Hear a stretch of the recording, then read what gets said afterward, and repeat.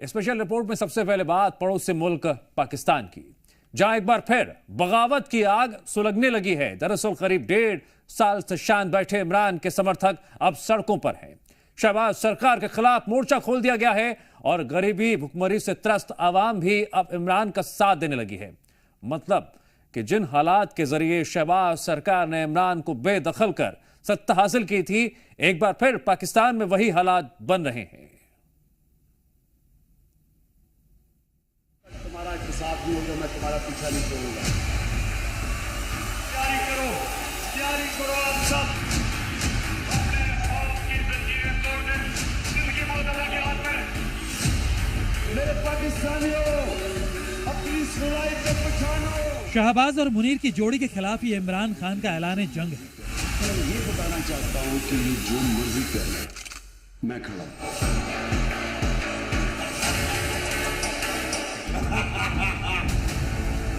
ये हंसी शहबाज और मुनीर को शूल की तरह कानों में चुभ रही होगी।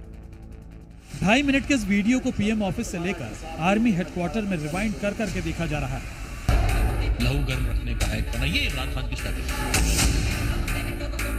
वो कभी कह देता है 2 महीने में हुकूमत गई, ठीक के पैरों तले सभी निकल जाती है। कभी वो कह देता है मैं मशहूर माफी मांग रहा हूं, ये खुश हो जाते, तालियां बजाते। इमरान खान जेल में बंद है। 5 अगस्त 2023 के बाद से इमरान समर्थक पहली बार एकजुट हो रहे हैं और इस्लाम बंदी ने पाकिस्तानी सरकार को बेचैन कर रखा है। आज लाहौर में इमरान की पार्टी पीटीआई का जलसा हुआ। पाकिस्तान के अलग अलग इलाकों से एक बार फिर इमरान समर्थक लाहौर पहुंचे। पाकिस्तान के हर कोने से इमरान खान के समर्थकों का काफिला लाहौर पहुंचा।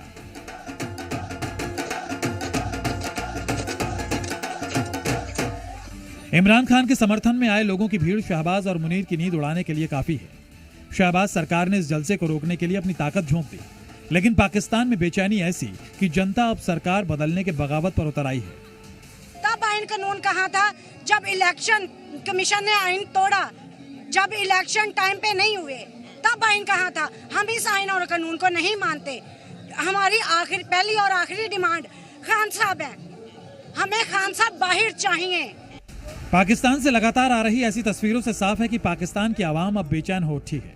हर जगह सेना का दखल और पाकिस्तान की गिरती साख से हर आम पाकिस्तानी परेशान हो चुका है।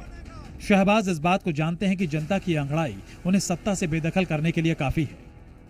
करीब 1.5 साल पहले तक जो भीड़ शहबाज के पीछे खड़ी थी, पाकिस्तान की जो आवाम इमरान के खिलाफ बगावत कर रही थी, अब उसी आवाम ने शहबाज का साथ छोड़ इमरान का दामन थाम लिया है। 1.5 साल पहले गाड़ियों का जो काफिला शहबाज का समर्थन करता था, वो अब इमरान के लिए नारे लगा रहा है। ऐसे में ये कहना गलत नहीं होगा कि करीब 1 साल पहले जो हश्र इमरान खान का हुआ, आने वाले कुछ दिनों में शहबाज और मुनीर को भी उन्हीं हालात का सामना करना पड़ सकता है। अभी लाहौर तो पूरा निकलेगा। आप हमारे साउथ पंजाब की शान देख लीजिए। साउथ पंजाब का हमारा काफिला देखे कितने हमारे कमाल करते हैं, इतना बड़ा आया है। आप तो साउथ पंजाब का मुकाबला नहीं कर सकते, लाहौर का क्या हक मुकाबला करेंगे। इमरान खान का है लाहौर, और पंजाब का इमरान खान का है, और पूरा पाकिस्तान इमरान खान का है। केवल पाकिस्तान ही नहीं बल्कि दुनिया के अलग अलग हिस्सों में रह रहे पाकिस्तानी भी इमरान की रिहाई के लिए लाहौर कूच करने लगे। इमरान समर्थक न सिर्फ गिरफ्तारी को गलत बता रहे हैं, बल्कि शहबाज और सेना की तानाशाही पर भी निशाना साध रहे हैं। हम बहुत दूर से आए हैं। कहाँ से? इमरान खान की वजह से हम यूके से मूव किए हैं। यूके से पाकिस्तान के दिल लाहौर आप आए हैं। इमरान खान को कि हम अभी भी पूरी उम्मीद है कि वो वापस आए। इमरान खान के समर्थन में आयोजित जलसे को रोकने के लिए शहबाज सरकार ने पूरी ताकत झोंक दी थी। एक दिन पहले से पीटीआई के कई बड़े नेताओं को गिरफ्तार किया गया। पीटीआई को जलसे की इजाजत नहीं दी गई, जिसके बाद पीटीआई ने लाहौर हाईकोर्ट का दरवाजा खटखटाया। हाईकोर्ट ने शहबाज सरकार को झटका देते हुए न सिर्फ पीटीआई नेताओं की गिरफ्तारी पर रोक लगाई, बल्कि जलसे के लिए भी इजाजत दे दी। शहबाज और मुनीर इस बात को अच्छे से जानते हैं कि ऐसे जलसे और रैलियों का पाकिस्तान में क्या नतीजा होता है। 15 दिनों के अंदर 2 बड़े जलसे से शहबाज को अपनी कुर्सी पर खतरा साफ दिखाई दे रहा है। और यही वजह है कि इमरान समर्थकों को रोकने के लिए शहबाज और मुनीर ने सारी ताकत झोंक दी है। लेकिन पाकिस्तान में जो मौजूदा हालात हैं, वो बताने के लिए काफी हैं कि अब पाकिस्तान में तख्ता पलट दूर नहीं है। ब्यूरो रिपोर्ट, जी मीडिया। एक तरफ पाकिस्तान के अंदर जलसे के जरिए शहबाज और मुनीर की जोड़ी को चुनौती दी जा रही है, वहीं खैबर पख्तून और बलूचिस्तान के इलाके में बीते कई महीनों से हालात लगातार खराब होते जा रहे हैं। गुर्बत में फंसी पाकिस्तान की आवाम ने सेना की बर्बरता के खिलाफ खुला ऐलान तक कर दिया है, जिससे बौखलाए मुनीर ने अपनी सेना को इस इलाके में ओपन फायरिंग का आदेश दिया है। इतना ही नहीं, खैबर के वजीर आला को भी गिरफ्तार करने की कोशिशें शुरू हो गई। अब सवाल यह है, क्या पाकिस्तान में एक बार फिर 1971 जैसे हालात पैदा हो रहे हैं?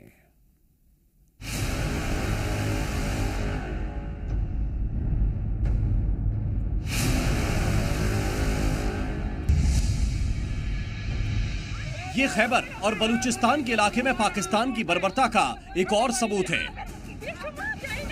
ये पाकिस्तान की सेना है, हाथों में ऑटोमेटिक हथियार, बेंच पर पाकिस्तान का झंडा और मासूम लोगों पर ताबड़तोड़ गोलियां बरसाई जा रही हैं।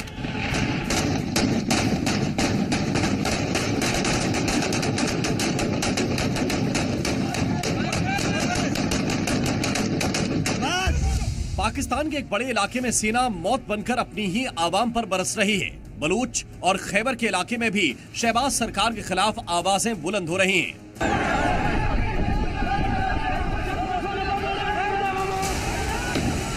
मुनीर के खिलाफ लोगों का गुस्सा फूट रहा है और बौखलाए मुनीर ने खैबर और बलूच में कत्ले आम का ऑर्डर जारी कर दिया है।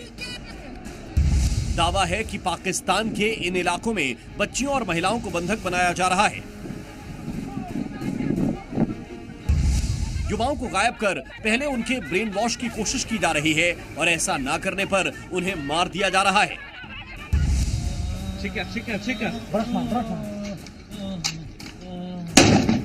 खैबर पख्तूनख्वा और बलूचिस्तान में बगावत की आग से शहबाज और मुनीर परेशान हैं। पाकिस्तानी हुकूमत को एक बार फिर 1971 जैसे हालात साफ नजर आ रहे हैं। इसी का नतीजा है कि अब इस इलाके के मुख्यमंत्री तक को गिरफ्तार करने की कवायद शुरू हो गई है।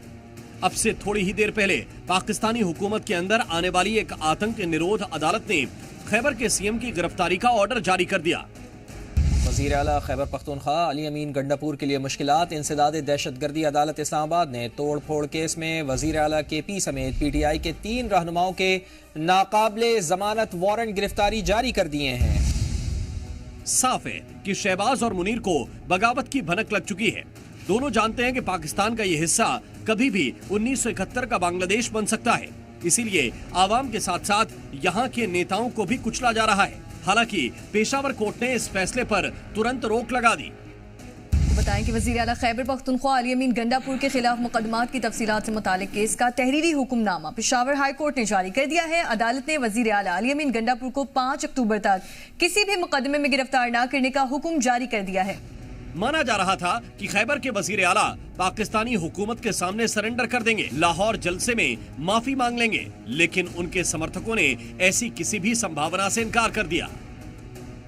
साफ है, एक तरफ पूरे पाकिस्तान में बगावत की लहर है, दूसरी तरफ खैबर और पख्तून में आवाम ने मोर्चा खोल दिया है।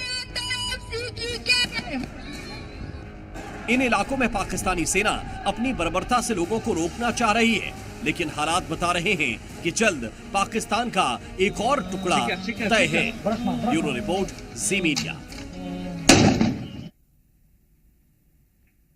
अक्सर सुनामी और भूकंप की मार झेलने वाला जापान फिर बड़ी मुसीबत में फंसा हुआ नजर आ रहा है और इस बार मुसीबत की वजह बनी बेहिसाब बारिश, जिसने जापान के कई शहरों को डुबो दिया है। ये तस्वीरें देखिए। जापान के वाजिमा शहर में तो 1 घंटे में रिकॉर्ड 121 mm बारिश हो गई, जिसके बाद पूरा शहर सैलाब में डूब गया।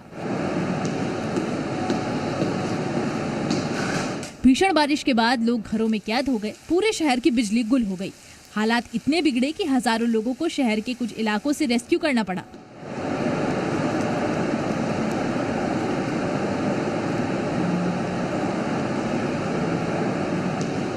अब जरा इस तस्वीर को देखिए।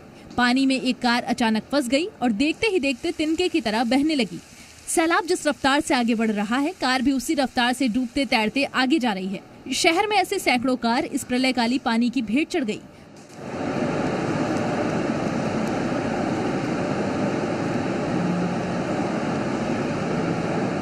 दूसरी तस्वीर तो सैलाब के और भी भयावह रूप को दिखा रही है। साफ देखा जा सकता है कि किस रफ्तार से पानी की धार चल रही है। पानी घरों की छतों तक पहुंच चुका है। पूरा का पूरा इलाका पानी में डूब चुका है। कहीं भी सांस जिंदगी बचाने की जगह नजर नहीं आती। दरअसल जापान के वाजिमा और सूजू शहर में रिकॉर्ड बारिश के बाद ये हालात बने। सैलाब में फंसकर कई लोग गायब बताए जा रहे हैं। बांग्लादेश में तख्ता पलट के बाद नफरती गैंग शांत नहीं हुआ है। अपनी प्रधानमंत्री को देश से निकालने के बाद, देश की संपत्ति को आग लगाने के बाद और हिंदुओं की घर संपत्ति और नौकरी छीनने के बाद भी मजहबी भीड़ अभी चैन से नहीं बैठी है। बवाल का नया वीडियो बांग्लादेश की राजधानी ढाका के नेशनल मस्जिद का है, जहां नमाजियों में जमकर लात घूसे चलते हैं। नमाज पढ़ने आए मुस्लिमों ने इतना बवाल काटा कि मुफ्ती बिना नमाज पढ़े ही भाग गया। क्या है पूरा मामला, क्यों हुआ ढाका की नेशनल मस्जिद में हंगामा, जानने के लिए देखिए ये स्पेशल रिपोर्ट।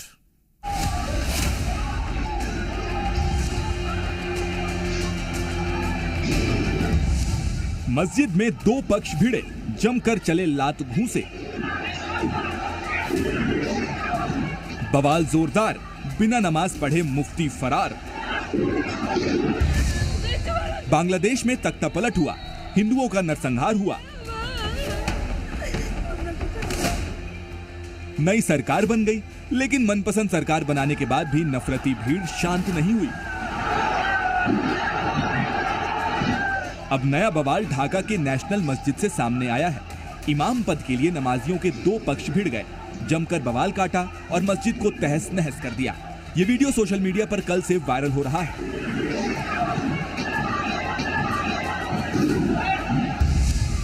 वीडियो ढाका के नेशनल मस्जिद बैतुल मुकर्रम का बताया जा रहा है। शुक्रवार को नमाज के दौरान विवाद हुआ, देखते ही देखते बवाल हो गया।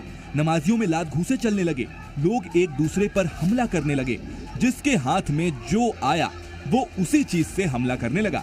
देखते ही देखते मस्जिद का माहौल बदल गया। बवाल बढ़ता देख मुफ्ती बिना नमाज पढ़े ही फरार हो गया। दरअसल ढाका की पलटन में मौजूद नेशनल मस्जिद बैतुल मुकर्रम में इमाम पद को लेकर विवाद है। इसलिए शुक्रवार को जब नमाजी जुटे तो खतीब मुफ्ती रूहुल अमीन भाषण दे रहे थे।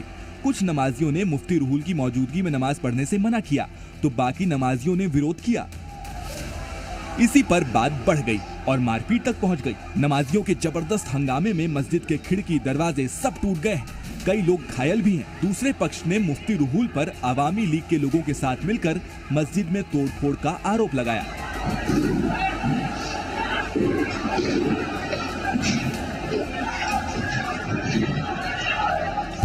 हालांकि घटना की खबर मिलते ही बांग्लादेशी सेना मस्जिद पहुंची। मस्जिद के सामने जेल वैन और मुकर्रम बाजार में पुलिस एपीसी की वैन खड़ी कर दी, जबकि पलटन चौराहे पर वाटर कैनन और बड़ी संख्या में पुलिसकर्मी तैनात कर दिए गए हैं। जब यह विवाद हुआ तब भी आसपास पुलिस थी, लेकिन नमाजियों ने ऐसा दंगा किया कि सेना बुलानी पड़ी। वीडियो बता रहा है कि महीनों बाद भी बांग्लादेश में हालात नॉर्मल नहीं है। कहीं भी कभी भी कुछ भी होने की संभावना बरकरार है। हालांकि भारत में मस्जिद के इस बवाल का वीडियो जमकर शेयर किया जा रहा है। मस्जिद में नमाज के बजाय बवाल पर खिल्ली उड़ा रहे हैं।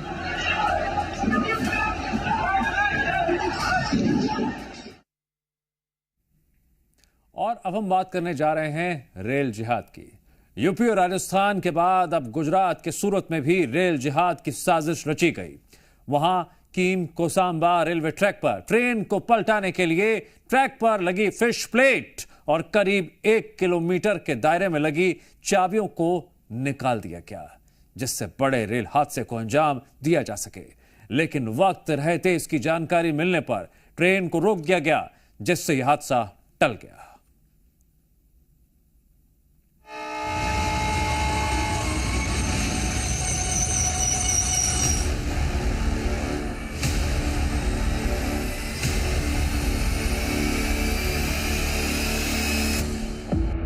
कौन रच रहा है ट्रेनों को पटरियों से पलटाने की साजिश? किसके निशाने पर हैं देश के रेलवे ट्रैक? कानपुर और राजस्थान के बाद अब गुजरात में रेल जिहाद की साजिश।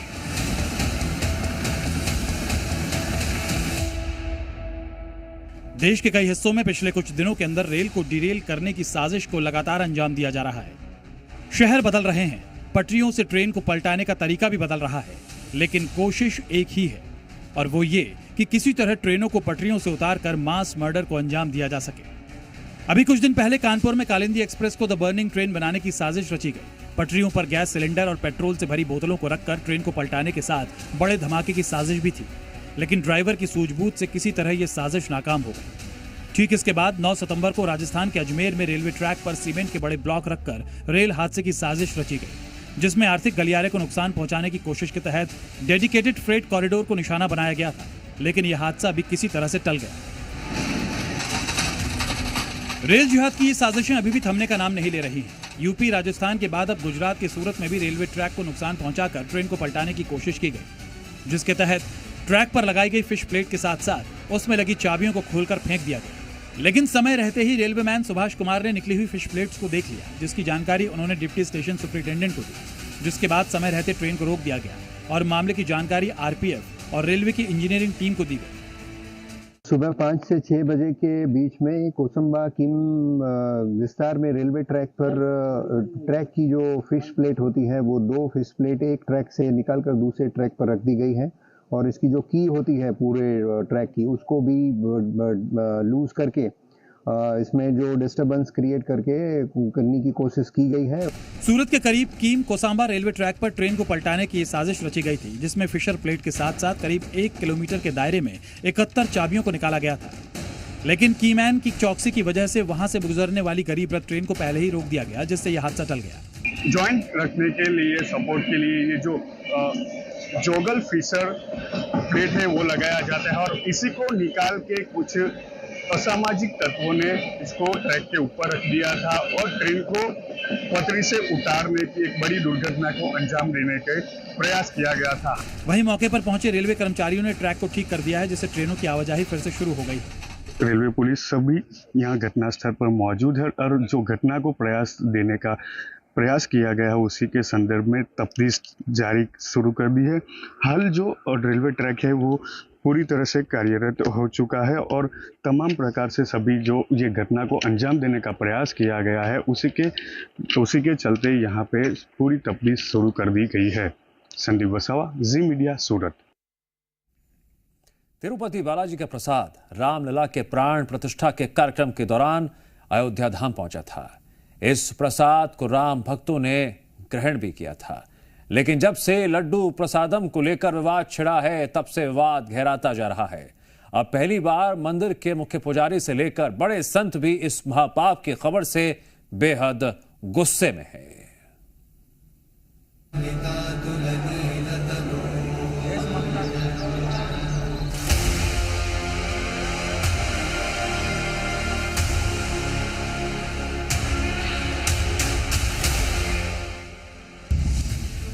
22 जनवरी के दिन अयोध्या धाम में तिरुपति बालाजी से रामलला की प्राण प्रतिष्ठा के समय प्रसाद आया था, जिसे राम भक्तों ने ग्रहण किया था। लेकिन जब से तिरुपति बालाजी के मिलावटी प्रसाद पर हंगामा बढ़ा, तब से अब पहली बार संत समाज बुरी तरह भड़का हुआ है। खुद राम मंदिर के मुख्य पुजारी आचार्य सत्येंद्र दास जानवरों की चर्बी और मछली के तेल की मिलावट वाले प्रसाद को लेकर बेहद नाराज दिख रहे हैं।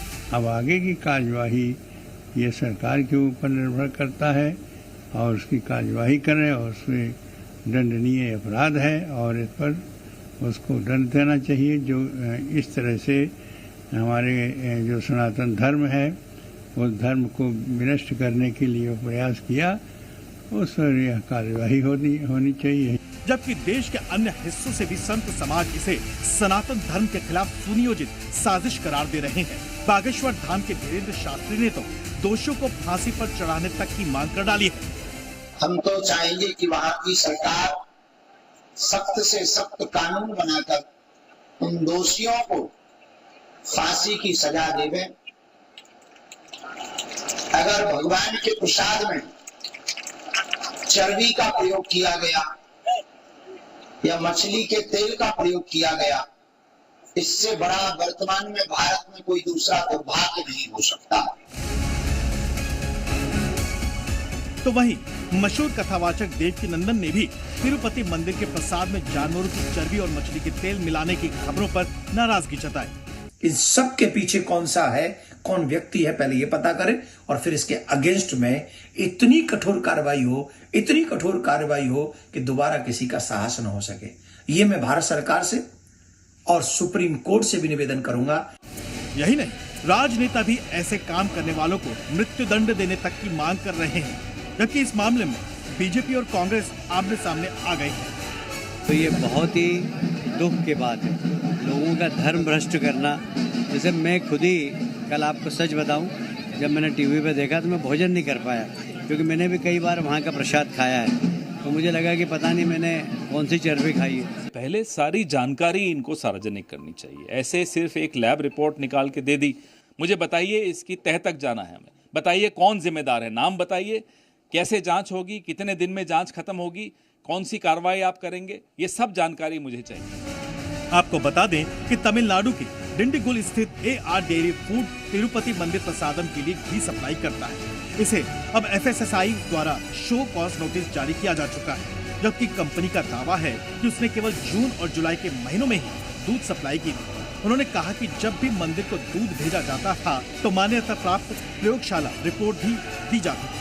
साथ ही कंपनी ने घी में चर्बी पाए जाने की कोई संभावना होने से ही इनकार कर दिया है। देखना यह है कि आखिर सच कैसे और क्या सामने बाहर आता है। ब्यूरो रिपोर्ट, जी मीडिया।